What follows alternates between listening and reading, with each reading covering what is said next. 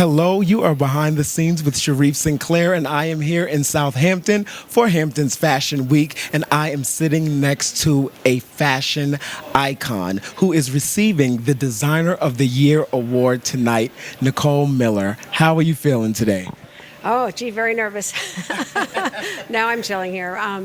But anyway, yeah, I'm very excited about it. I think the Hamptons Fashion Week is a great thing. I really think so too, as well. Now, what is your process when you are selecting your looks for the new season? What do you go through? Like, what's your process? Well, we always have too many. And it's really funny, but years ago, our fashion shows used to have like 80 things in it. And it's like, I look at these old fashion shows and I'm like, oh, ready to fall asleep because there's like too many things. And then it just gradually got smaller. Then it was like 60. Now, fashion shows are about 35 to 40 pieces, and everybody else did the same thing. Like everybody had longer fashion shows, and then everybody cut back because the audience doesn't have such a long attention span. It's better to just show the best stuff. But we always have too much stuff, so the editing process is difficult. But and we all fight. We all fight but that's my favorite, and then somebody else goes, but there's that's better. Right. So it's just it's me and my staff and rehashing, and eventually everybody's happy.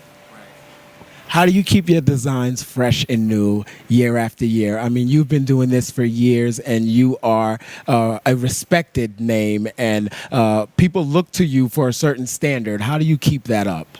Well, I've always had like kind of wonky ideas, and I still do, and I don't know. I just come up with some crazy ideas, and then the team kind of goes with it. And obviously, some seasons work better than others, and sometimes you nail it, and sometimes you go, could have done it a little better. But I think I always try to create like an idea that gets everybody excited. Yes. And everybody's like on this mode of what this crazy idea is, and then everybody does like research and comes back with ideas, and we discuss it, and then go with it. That's where your buzz originated from, with people like, okay, who's this Nicole Miller, this designer? And before you know it, you were like a household name. Saying that, I also want to ask you, how do you deal with the posers or the people that copy you? Because I hear a lot of people say like, oh, this is Nicole Miller style, or this is Galliano style, whatever. How do you deal with that and keeping your own style with so many copycats? I think sometimes a lot of designers are deluded about, and territorial about things that sometimes it's not an original idea. And very often they'll say like, oh, I did this dress, but 10 other people have done that dress, or 100 people have done that dress, Absolutely. And it's very hard to find something that's like a completely original idea. And I think a lot of things look similar, but sometimes they look similar randomly. And I don't know. A lot of times I feel like people get, I don't know, they just get these egos about their clothes, and very often it wasn't their idea first anyway.